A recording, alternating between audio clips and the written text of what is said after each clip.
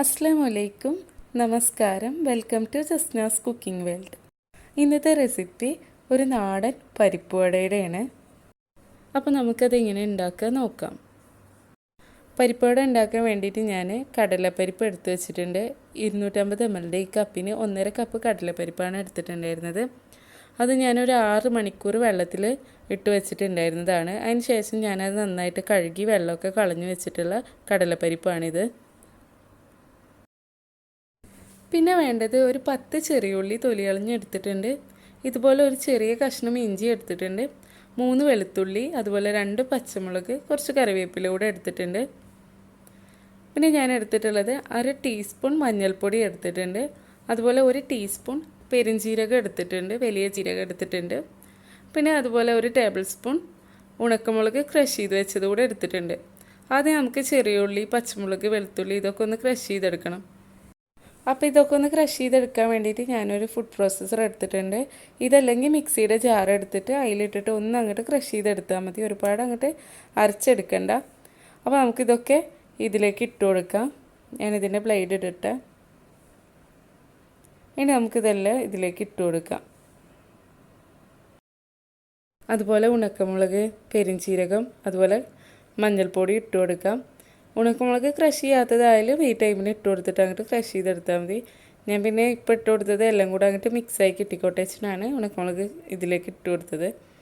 ഇനി ഇതെല്ലാം ഒന്ന് അങ്ങോട്ട് ക്രഷാക്കി എടുക്കാം. അങ്ങനെ ഇതെല്ലാം ഒന്ന് അങ്ങോട്ട് ചതച്ചെടുത്തിട്ടുണ്ട്. ഒരുപാട് അങ്ങോട്ട് അരഞ്ഞു പോകണ്ട, ഒന്ന് ക്രഷായി എടുത്താൽ മതി. മിക്സിയിലാണെങ്കിലും ഒന്ന് അങ്ങോട്ട് ക്രഷ് ചെയ്തെടുത്താൽ മതി. ഈ ഒരു പാകമായി എടുത്താൽ മതി. ഇനി ഇത് നമുക്കൊരു ബൗളിലേക്ക് മാറ്റാം. ഞാനിപ്പോൾ ഇതൊരു ബൗളിലേക്ക് മാറ്റിയിട്ടുണ്ട്. ഇനി ഇതിൽ തന്നെ ഞാൻ കടലപ്പരിപ്പ് ഇട്ടിട്ട് അങ്ങോട്ട് പൊടിച്ചെടുക്കുന്നുണ്ട്. ഒരുപാട് പൊടിയരുത്, ചെറിയ തരിതരിപ്പോട് കൂടിയിട്ട് വേണം പൊടിച്ചെടുക്കാൻ. അതുപോലെ കുറച്ച് കടലപ്പരിപ്പ് നമ്മൾ ഈ കൂട്ടിൽ ഇട്ട് കൊടുക്കുന്നുണ്ട്.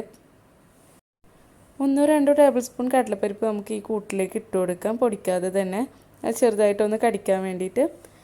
ബാക്കിയുള്ളത് നമുക്ക് അങ്ങോട്ട് പൊടിച്ചെടുക്കാം. മിക്സിയിലാണെങ്കിൽ ഒരു 2-3 ട്രിപ്പായിട്ട് പൊടിച്ചെടുത്താൽ മതി. ഇതിലായ കാരണം ഞാൻ മൊത്തത്തിൽ അങ്ങോട്ട് ഇട്ട് കൊടുത്തിട്ടുണ്ട്.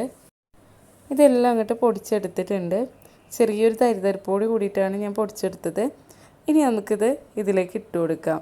ഈ ഉള്ളിയുടെ ഒക്കെ കൂട്ടിലേക്ക് ഇട്ട് കൊടുക്കുന്നുണ്ട്. മൊത്തത്തിൽ അങ്ങോട്ട് ഇട്ട് കൊടുക്കാം.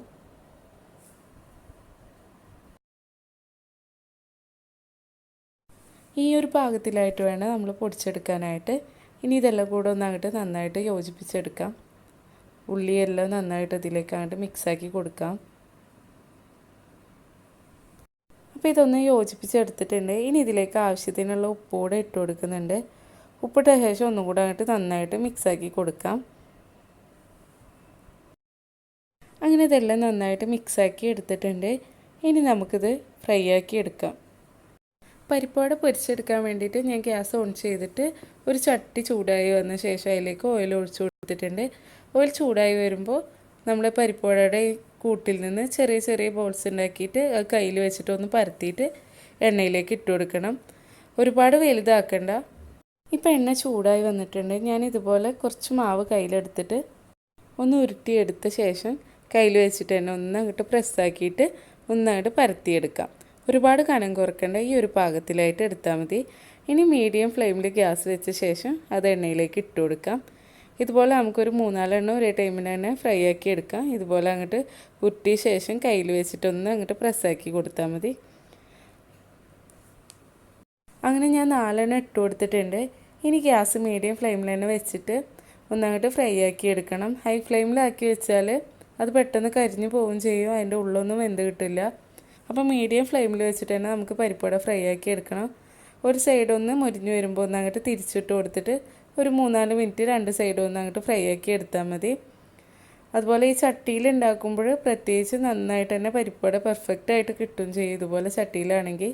അങ്ങനെ പരിപ്പുവട ഇതാ റെഡിയാക്കി കിട്ടിയിട്ടുണ്ട്. 2 സൈഡൊക്കെ നന്നായിട്ട് മുരിഞ്ഞ് തന്നെ എടുത്തിട്ടുണ്ട്. ഇനി ഇത് എണ്ണയിൽ നിന്ന് കോരി മാറ്റിയിട്ട് ഒരു ടിഷ്യൂ പേപ്പറിലേക്ക് ഇട്ട് വെക്കാം. അതുപോലെ തന്നെ നമുക്ക് ബാക്കിയുള്ള പരിപ്പുവട ഉണ്ടാക്കിയെടുക്കാം. ഇതുപോലെ തന്നെ അങ്ങോട്ട് ഫ്രൈ ആക്കി എടുക്കാം. അങ്ങനെ ഞാൻ എല്ലാ പരിപ്പുവടയും പൊരിച്ചെടുത്തിട്ടുണ്ട്. അങ്ങനെ നമ്മുടെ ടേസ്റ്റി ആയിട്ടുള്ള പരിപ്പുവട റെഡി ആയിട്ടുണ്ട്. അപ്പോൾ നിങ്ങൾ ഈ രീതിയിൽ പരിപ്പുവട ഉണ്ടാക്കിയിട്ടില്ലെങ്കിൽ ഉണ്ടാക്കി നോക്കുക.